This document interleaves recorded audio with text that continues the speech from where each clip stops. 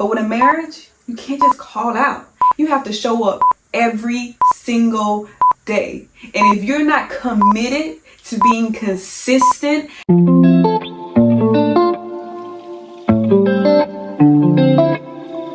hi guys, welcome back to my channel. I am Samantha and I am the Luxe wife. I'm so excited today because I am starting something that I spoke about in my intro video, which is going to be wife talks. So if you are new here, you're definitely going to want to hit that subscribe button. Go ahead and hit that notification bell so that way every time I upload for you weekly, you already know what's going on. Okay. And for the rest of you guys, I'm so happy and I'm so excited to have you guys back. So today we are introducing wife talks. So what is wife talks? What is it? What is it? So basically, wife talks is where I'm going to be conversing with you guys about my lessons, my blessings that I have encountered in my life, in my marriage. A little bit of background. I have been married for 13 years this year, so I know a little bit about something there is about marriage, and I'm excited to share it with you guys. Whatever I know, whatever I've learned, my failures, whatever it is, something for you guys. That way you are able to implement it in your life one way or another. Now, I do know that I 100% won't always hit everything, the nail on the head for everything for you guys, and it might not even be applicable to what you have or what you're going through. However, I just want to be a voice of a reason, someone you can just, that's right along there with you, that you can refer to, relate to. Like, if I just don't want to take up space. If you can't learn something from me, then why am I here? Okay. As always, I will have my phone so that way I am able to stay on track for you guys, so that way we don't get off topic and we take up more time than time is needed. Let me make a clear disclaimer. Like, we're all positive here. Nothing negative, no negative Nancy's or anything like that. If that's you, if that's you, please go ahead and exit stage left now. We're able to address the tough conversations. I got you on that. But we won't be negative. We won't be men bashing or women bashing or anything of that nature. So go ahead and exit if that's you. But everybody else, y'all can stay. I get a lot of questions from both men and women about marriage, about how to effectively communicate to one another. How do my husband and I maintain a healthy marriage after 13 years? At the magnitude that we do, and he has a full-on heavy career. We have 2 children and trying to take care of ourselves in between. I think the most important thing is we always have to remember, as husband and wife, we always have to put one another first. Like, we just have to. By doing so, being able to doing that, we have to effectively communicate. And as long as we effectively communicate to one another, put one another first, everything else tends to fall in line. As an adult, let alone marriage, as an adult, you have to learn to prioritize your life and what makes sense, especially when it comes to a relationship. And now that we have children in our marriage, we have to learn to be able to prioritize what makes sense first, and everything else comes after. Learning how to effectively communicate with your spouse is so important on so many levels, especially learning how to communicate with one another before you have children, because once kids are in the mix, it's incredibly hard, especially you're already, trying to navigate life as a spouse. Now you're navigating life as a father. Now you're navigating life as a wife and mom. So it's not always, it's not easy to be able to maintain that if you don't continue to, 1, put each other first, and 2, communicate amongst all of that. A lot of individuals, a lot of couples, a lot of marriages tend to get burnt out because they forget that they're on the same team. You know, is dad is on the side with the kids and mom might not be on the side with the kids or the husband, and it just doesn't make sense. You have to remember at the end of the day that you guys are on the same team to maintain a healthy relationship, a healthy marriage. Always remember, if you guys are okay, the kids are 100% okay. Secondly, you have to know who you marry. You have to know what you're getting into before you even get married. You know, if your spouse or partner was semi-lazy prior to getting married, don't think marriage is going to change that. Don't think because you're getting married, it's going to elevate somebody to the next level to be something they're not. That's totally not the case. Okay, that's not the case at all. So you have to understand who you're marrying. For example, it's almost like when people have conversations about going 50-50 in a relationship. If you know what your spouse is doing, or if you know your spouse is not the type of male or mate, or not even in a position to go 100% in a way, don't indulge and have conversations with people about going 50-50 with bills, because you're going to get yourself upset unnecessarily, and that just doesn't make sense. Like, it just doesn't make sense. Okay, so we're not going to do that at all. Also, while learning to effectively communicate, you got to learn to see past their failures. You know, they're not going to get 100% of everything correct. Okay, they're not going to. You got to learn to be able to grow with them as they are maturing. And even at 30 plus years old, we're still, as a couple, as a marriage, are trying to figure out things. Now, my husband, he came from a healthy background with a mom and a dad, a father figure in his home, married parents for over 20 plus, 30 plus years. So he had the idea of what a marriage and a family is. I came from a single family background where my mom raised me. I watched my mom do everything, and used to my mom doing everything. So in my mind, I had to do everything. Now that I'm past 30 and I done reached my relaxed years, baby, if it's up to my husband, I don't have to do nothing, okay? Nothing. But that just goes to show, like, he has the ability and understanding as well as knowledge that we just keep trying. No matter what we go through as a couple, we keep trying. We keep going. So as we keep going and growing in our marriage, we fall in love with a different part of our spouse, because it's like, I had the blessing of having my husband 9 years before we bear children. So I knew every single thing, every single detail about him, or just about him before having children. And then when we did have children, it's like, dang, I get to see him mold and transform into this different human being as a father. Someone I'm not going to say I never had, but in the prominent years of my life, I didn't have, you know? So it's so emotional to see him be in that vulnerable spot as a dad. Like, I'm just in awe sometimes of the things he is able to like do. And you realize men are great. Men are amazing. Okay. I say all of that to say that marriage is a book, you know, and then you have like these chapters, and ultimately you determine how the book ends. Do you get to chapter 7, and because you don't like chapter 7, you don't like the characters that's in chapter 7, you don't like the financial problems they have in chapter 7, and you say, I'm done, I don't want to do it, and now you never get to make it to the end of the book to see the end result, to see how beautiful the book actually turned out? Do you actually do that? No.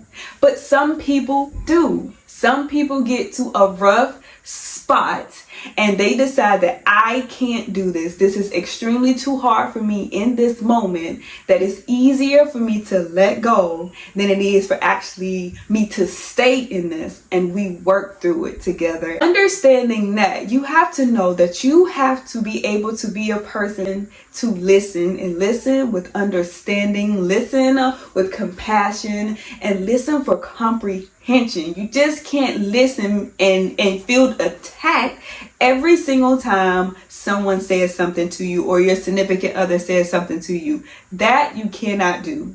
at all. If you do that, you're looking to fail. Always remember the person beside you, that person that took that vow along with you, they want you to grow and blossom into your most beautiful self. And sometimes that means being in a vulnerable position. So always remember, chapters end, and they end for a reason, so that way you are able to carry on to the next chapter. Take what you love, take what you hate, and learn from what you hate, so therefore you can move on to the next chapter. Okay? Simple. They say, it's not off topic, but it's on topic. They say every 7 years a person changes. Every 7 years an individual changes. So think about people who have been in marriages 14 years, and you got 21 years, and then you got 28 years. Think about how many times that individual changes. And now we're talking about two people, because you got two people in that marriage. And a lot of times, this is why I see, when couples get around like that 7-year mark, between 5 and 7 year mark, they end, because you're changing. And sometimes it's hard to adjust to your changes and somebody else's changes. But like I said in the beginning, just like when you have children, you have to always understand and learn that you're on the same team. You always have to know that you're on the same team. Sometimes when you're changing in those 7 years, what may be appealing to you in those first 7 years may not be appealing to you now. So let's just say, when we first got together, my husband and I, those first 7 years, I didn't always have to hear words of affirmation or anything like that, because I just didn't need it. He was always busy. I was always busy in my career and furthering my education, and I wanted him to get to the status that he desired in his career. So my thing was like gift giving. Like, if I get you some gifts, you give me some gifts. And we were both on the same page with that. Like, we're good. But now that I'm older, gift giving is still nice, but it's shifted. Communicate. Basically touch me to let me know, like, reassure me, uplift me, And you have to know as a spouse that those things have changed in your person. But how do we know? We have to communicate. My husband wouldn't know that those things changed in me. He would just keep buying me things, thinking that would just pacify my feelings. But he wouldn't know unless I communicate that with him. And at 30 plus years, can you believe this man still can't read my mind? He still can't read my mind. So that's why I got to talk to him. I have to tell him, what's going on, how I feel. We have to communicate that with each other so that way I'm able to be there for him. Like, now in his career, when I know this is so cliche, but when men say they need you to be his peace, he needs me to be his peace. He needs me to reassure him that as a husband, he is doing everything he can, walking in grace, to be the man for his family and provide for his family. His workday is already hectic, so why would I increase those chances of it being hectic when he gets home? So he needs me to be his peace. Those early years, I didn't have to be his peace, because, not saying that I was a fireball or anything, but I wasn't. But he didn't need that level from me in his earlier years of our marriage, because he wasn't dealing with so complicated jobs. But now, because his career has shifted, has elevated, he deals with a lot more mental complications. Therefore, he needs me to reassure him and let him know, like, this is it. I love you. I love the man you are. I love the man you're becoming. I love how you control and take control of our family. I love how you lead as a man, as a husband, and as a father, because those things are incredibly important. I say all that to say, because at this age, most of us are parents, don't give these little kids a million chances and your spouses none. Don't do that, okay? Don't do it. I know we get into the habit, oh, that's my baby, they can do nothing wrong, yada, yada, yada, yada. And then your husband come home because he ain't took the trash out when he was supposed to take the trash out, or he ain't cut the grass when he was supposed to grass, or hire someone. Whatever the issue is, now he is the worst person. And these kids who have been being bad all day, they're the light of your life. No. Baby, no. So you have to learn that your spouse is on the same team as you. Let's learn to communicate our needs early on. Any changes happen, let's talk about them. Let's discuss them early on so we can continue to carry on with our life in a healthy manner. Nothing happens overnight. Please, by all means, I know social media makes it seem like things happen overnight, but nothing happens overnight. Not even our 13 years of marriage, because I'm sure there was some years in there that we both, or me or I, felt like, ooh, this is a bit much. I'm leaving here with something. You know what I mean? I'm from around the way. I'm leaving with something. But nothing happens overnight. It takes hard work. And I get a little fickle, because sometimes when I hear people like, oh, a marriage shouldn't be hard work. A marriage is hard work. Is it not hard for you to get up and go to work every single day? It's hard, because you just want to sit at the edge of that bed and just not go, right? And just call out. But with a marriage, you can't just call out. You have to show up every single day. And if you're not committed to being consistent as an individual, how can you be consistent as a wife? How can you be consistent as a husband? You have to learn that you have to show up every single day, regardless of what happens. You have to show up. It's almost like parenting. You can't give parenting this high road and then think that your marriage has to take the back road. You can't do that. You have to show up every single day. Therefore, that's why I say a marriage is hard work. You gotta show up. You gotta put the work in to see it blossom into something oh so beautiful. So that way when things happen, it's like, we'll get through it. You also have to know that selfishness only leads to self-destruction. You get nowhere being selfish. Selfishness only leads to self-destruction. You get nowhere being selfish. We're going to indulge into the selfishness topic later on, but just know you get nowhere being selfish in a marriage. So we're going to leave that at that.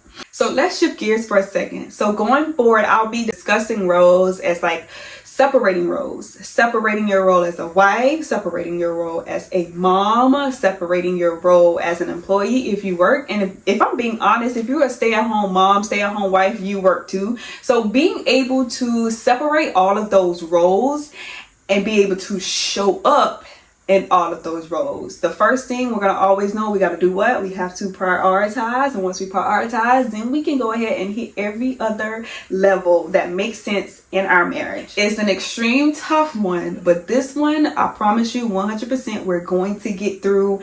Are we going to outsource our responsibilities as a wife? Because keep in mind, men do it as well. They outsource their responsibilities. So learn to just and understand that you don't have to do every single thing. You don't have to hit every single thing every single day. But we're going to talk about those roles and how to be effective and top tier in all of those roles. Lastly, anything else you guys want to discuss with me? Any topics you want to talk about? The hard topics, friendships when it comes to marriage, friendships when it comes to parenting. That's a big one.